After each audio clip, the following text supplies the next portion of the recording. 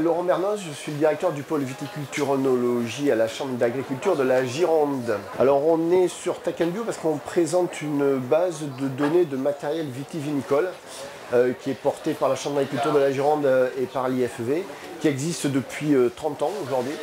Et cette base de données sert en fait aux viticulteurs pour aller consulter le matériel qui existe dans cette base, qui leur permet d'acquérir des informations, de comparer les outils.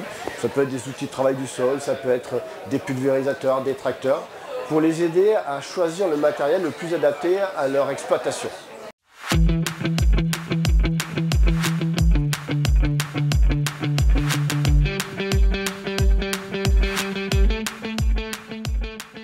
Comme c'est une base qui sert à tous les viticulteurs, l'idée c'est surtout de la faire connaître et de donner quelques éléments pour que les viticulteurs aillent sur cette base de données pour s'en servir. C'est une action de communication.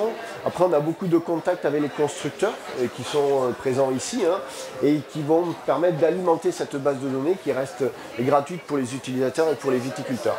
Donc voilà, les contacts qu'on peut avoir, c'est avec les constructeurs et surtout avec les utilisateurs que sont les vignerons, mais également les étudiants, puisqu'elle sert aussi de base pour l'apprentissage des différents niveaux de formation. Alors il y a d'abord pour chaque matériel, il y a une fiche descriptive très précise. Sur un tracteur, vous allez avoir le poids, les dimensions, la puissance. Sur les pulvérisateurs, vous allez avoir les différentes sorties. Sur les outils de travail du sol, le nombre de griffes, des choses comme ça. Donc des fiches matérielles très précises par matériel, qui sont consultables gratuitement.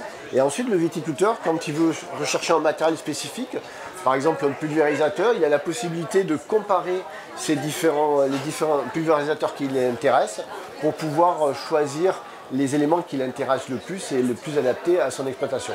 Donc il y a des éléments de comparaison.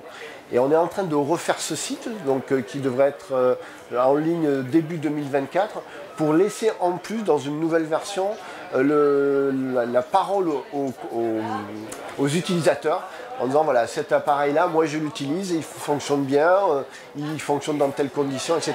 Donc donner un petit peu plus de parole aux usagers, aux utilisateurs, pour enrichir en fait l'expérience et les échanges qu'il peut y avoir entre viticulteurs.